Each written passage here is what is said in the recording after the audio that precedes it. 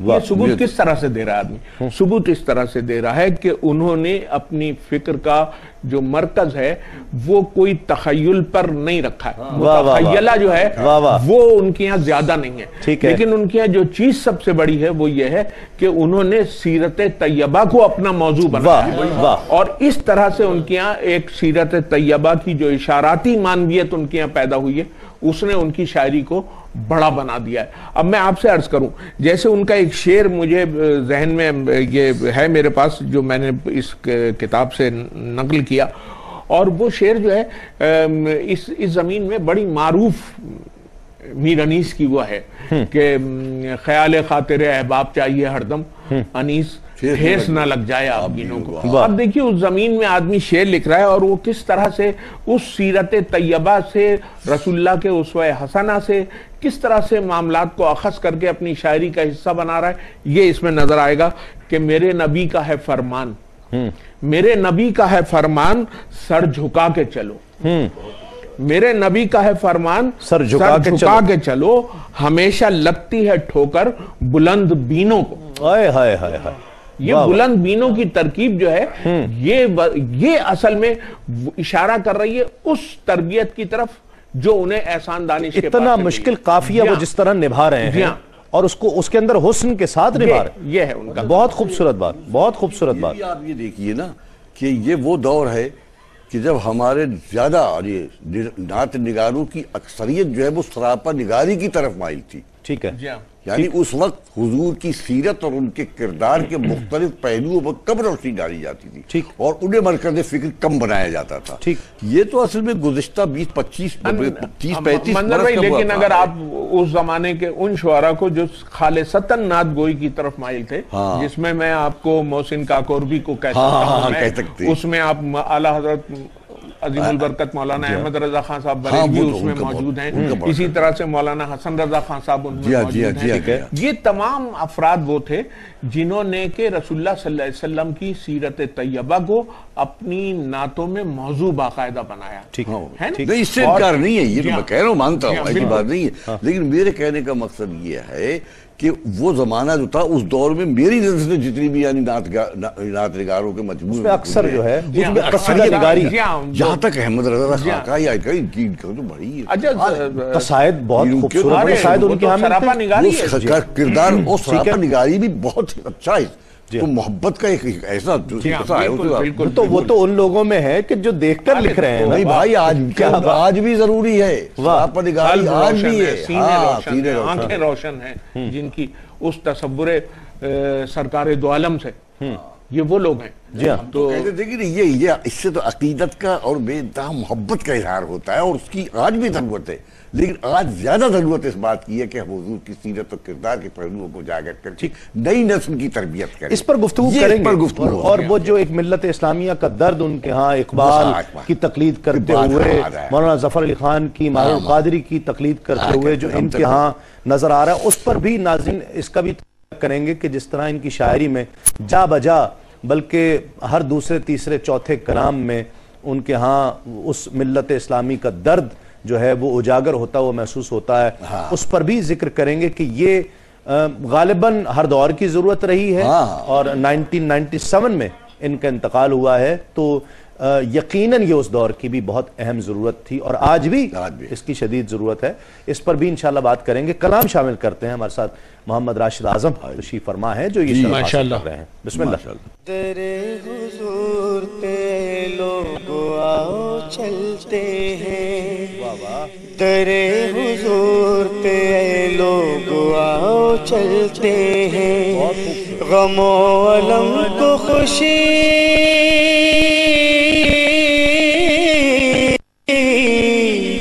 غم و علم کو خوشی میں وہی بدلتے ہیں، درِ حضور پہ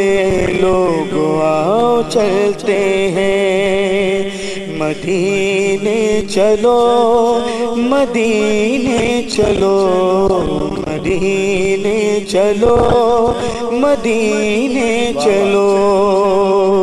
ملی ہے لو جنہیں ملی ہے لو جنہیں ماں کی شاہ بطحا سے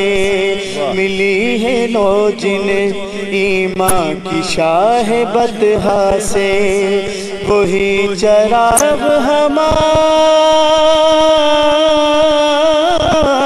ہمارے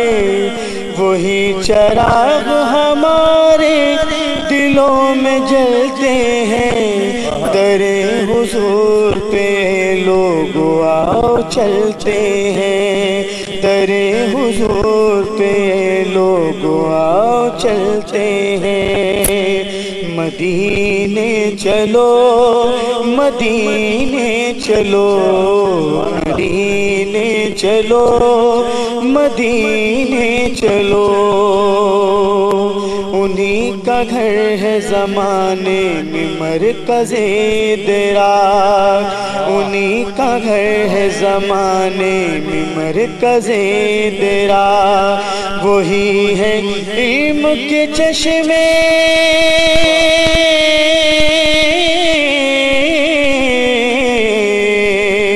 وہیں سے علم کے چشمے سبھی ابلتے ہیں در حضور پہ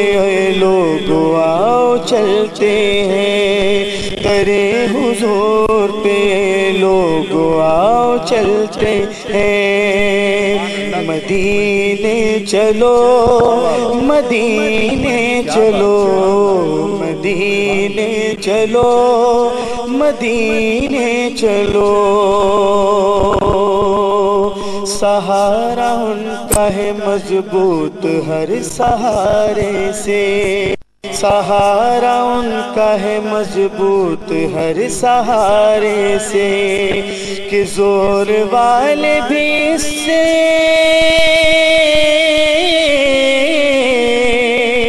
کہ زور والے بھی اس زور پر سنبھلتے ہیں در حضور پہ لوگ آؤ چلتے ہیں در حضور پہ لوگ آؤ چلتے ہیں مدینے چلو مدینے چلو مدینے چلو مدینے چلو غم و علم کو خوشی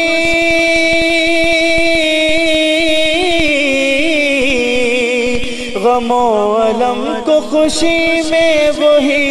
بدلتے ہیں در حضور پہ لوگ آؤ چلتے ہیں در حضور پہ لوگ آؤ چلتے ہیں مدینے چلو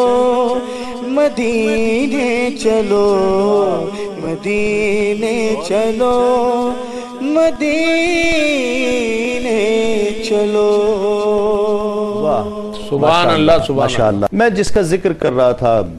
جیسے نظر انداز کرے کیوں نہ زمانہ ہم کو ہم نے سرکار دو عالم کو بھلا رکھا ہے وہ لوگ کہ جنہوں نے نعت کو باقاعدہ ایک تحریک کی شکل دی ہے یہ ان لوگوں کی تقلید کر رہے ہیں اقبال کی مولانا ظفر علی خان ہیں ایسے لوگوں کی اس روایت کی تقلید کرتے ہوئے نعت کو ایک مقصدیت کے ساتھ جہاں وہ آپ کی قلبی واردات کی عکاسی کر رہے ہیں وہاں اس کی ایک مقصدیت بھی ہے کہ لوگوں کو اس شاعری کے ذریعے جو روح کائنات ہے اس کے قریب لایا جائے۔ وہ یہ اصل میں نے شاید کہیں پڑھا بھی تھا کہ ان کی کسی نے کہا کہ صاحب وہ پڑھنے والی قاری کئی بہرحال کسی کے تاثرات میں نے پڑھا تھا کہ روح عصر ملتی ہے ان کی روح عصر کی کار فرمائی ملتی ہے بالکل اور روح عصر کی کار فرمائی اس کا مطلب یہ کہ ان کے کلام میں زندگی جو ہے وہ بولتی ہوئی محسوس ہوتی ہے۔ واہ واہ اچھا یہ قادر الکلام جو ہوتا ہے بالکل وہی جس کی مشق سخن جو ہے بہت ہی وہی کر سکتا ہے اس لیے کہ نعت نگاری مناجات نگاری یا حمد نگاری یہ ایک ایسا موضوع ہے کہ بہت ہی احتیاط چاہتا ہے۔ بے شک بے شک آدمی کو بہت ہی یعنی سمجھیے کہ تلوار پہ چلنا پڑتا ہے واہ واہ تو اس احتیاط کے ساتھ اور پھر اپنے عہد کو اس میں شامل کرنا اور جو اپنے خارجی حالات ہیں ان کو اپنی زندگی کا ایک حصہ بنا کر اپنی ذات کا مشاہدہ بنا کر اور پھر اپنے جذبات کو قلم اس کی لباس پہنا کر شعر کا کرتاس پہ منتقل کرنا اور نعت کی صورت میں نعت کا موضوع بنا لینا ایک حصہ، یہ بڑی بات ہے. تو یہ تو ایک وصف ہے کہ ان کے کلام کا. بھائی کیا خیال ہے آپ کا؟ ہاں نہیں بالکل آپ صحیح. ان لوگوں کے مقلد ہیں کہ جو نعت کو ایک تحریک کی شکل دے اور مقصدیت بھائی یہی ہے، نسلوں کو تعمیر. ایک بات میں عرض کروں آپ سے وہ یہ کہ دیکھیے الفاظ جو ہیں وہ کسی بھی تحریر اور تکلم کا بنیادی ذریعہ ہوتے ہیں. بے شک ہے، ظاہر ہے. اور یہ الفاظ ہی ہوتے ہیں جو کسی موضوع کو متعین کرتے ہیں، اور یہ الفاظ ہی ہوتے ہیں جو اس موضوع کو کسی طرفوں سے ہمکنار کرتے ہیں. واہ واہ، یہ بڑی اچھا. یہ صورتحال آپ کو حسرت حسین حسرت کے یہاں بہت زیادہ نظر آئے گی. وہ جس طرح سے تخصیصی طور پر الفاظ پر توجہ دیتے ہیں. وہ کیوں دیتے ہیں توجہ؟ وہ پھر وہی بات میں عرض کروں گا کہ وہ احسان دانی کی تربیت، ٹھیک، جب کیونکہ وہ تربیت جو ہے وہی ان کو یہ باور کراتی ہے کہ یہ اس طرح کے اچھا یہ الفاظ ہی ان کے جو لفظیات اس کی ہے مجموعے کی، وہ لفظیات عام نعت گو شعراء والی نہیں ہے، ان سے بہت مختلف ہے. اچھا پھر یہ لفظیاتی ہوتی ہے جو آدمی کے لہجے کو مزکی اور مطہر بناتی ہے. واہ واہ واہ. یہ ان کا لہجہ جو ہے بہت ہی مزکی ہے، بڑا مطہر ہے، اور یقینی طور پر نعت پاک لکھنے کے لیے اسی طرح کے لہجے کی ضرورت ہے. بالکل. اور بہرے بھی اس میں بڑی مترنم بہروں میں، بہت مترنم ہے، نغمگی ہے،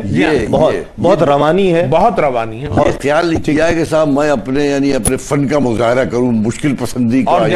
بڑا آنگ ہے اور مترنم بہرے. وہاں ایک بات اور آپ دیکھیں گے اس میں کہ ان کے یہاں ایک اظہار میں ایک رقت قلب بھی نظر آتا ہے، جو جیسے آدمی کا دل رو رہا ہے،